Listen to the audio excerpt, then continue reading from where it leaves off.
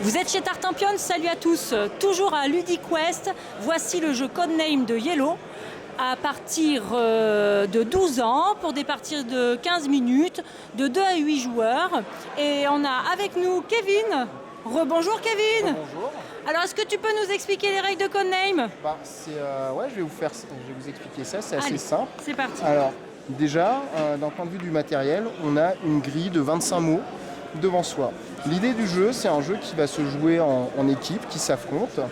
Et il y aura dans chaque équipe un maître espion qui connaît l'identité de ses informateurs. Donc là, par exemple, si j'étais le maître espion bleu, j'aurais les mots bleus à faire deviner. Et le maître espion adverse devrait faire deviner les mots rouges sans jamais tomber sur le mot noir qui est l'assassin qui risque de nous faire perdre la partie. Donc là par exemple si je regardais sur la grille, j'aurais hiver, vent, jumelles, livre, ainsi de suite à faire deviner. Et comment est-ce qu'on fait deviner les mots? En fait c'est un peu comme Pyramide, le jeu télé, mais à l'envers. Oh là là. Pyramide, on donnait plusieurs mots pour en faire deviner qu'un, alors que dans Codename on va donner un mot et un chiffre pour en faire deviner plusieurs. Alors on va prendre un petit exemple. Je crois qu'au dos de la boîte il y a quelque chose de simple. On a fait un exemple très simple. Donc par exemple, si le maître espion dit glacé 3, il faut trouver les 3 noms de code en fait qui sont associés à cet indice sur la grille. Alors sachant qu'il y a licorne, pyramide, neige, campagne, marron, bretelle, papier. Assez rapidement on se dit la neige c'est glacé, ça doit être ça. Marron parce qu'il est marron glacé. Oui. Et le papier parce que papier glacé. Donc en fait c'est un jeu d'association d'idées. Et si on revient sur la présentation, par exemple si je dis je pense que tu as essayé de me faire deviner égalité, c'est un mot rouge, ok, on le recouvre et on continue ainsi de suite. Si jamais on tombe sur le mot d'une équipe adverse, on le recouvre à la couleur du mot de l'équipe adverse et la main passe.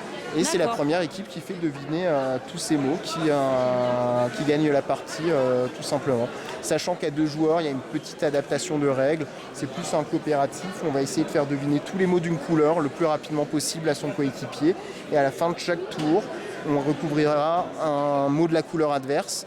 Et en fait, il y a un petit course contre la montre en essayant de regarder. Je suis arrivé à faire deviner tous les mots en recouvrant que 2 ou 3 de la couleur adverse. Donc j'ai fait ça de manière assez bien. Avec un petit texte qui explique vous en avez recouvert que 3, vous êtes des espions géniaux et ainsi de suite. D'accord. Alors je vois qu'il y a quand même 2 grosses piles de cartes. Donc la rejouabilité. Voilà. Elles sont recto verso? Elles sont recto verso en plus. Il y en a combien? C'est une centaine? Plus d'une centaine? Je ne veux pas dire de bêtises parce que sinon je vais me faire taper sur les doigts par ces 400 cartes non de code. Ah ouais, 400 cartes, rejouabilité énorme. Il y a 800 mots. 800 mots, ouais. Et en plus, même si on prend la même grille de 25 mots, là il y a certaines associations qui se font, mais si on prend une autre carte clé, en fait, les associations seront pas les mêmes. Et donc il y a aussi certains joueurs qui s'amusent à faire on va dire 4-5 parties en changeant juste les associations.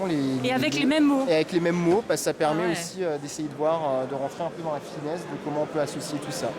Eh bien écoute, je te remercie beaucoup pour ces explications. Y a pas de souci. Voilà. Eh bien on n'a plus qu'à jouer maintenant. Voilà, c'est ça. Alors c'est parti. Amusez-vous bien.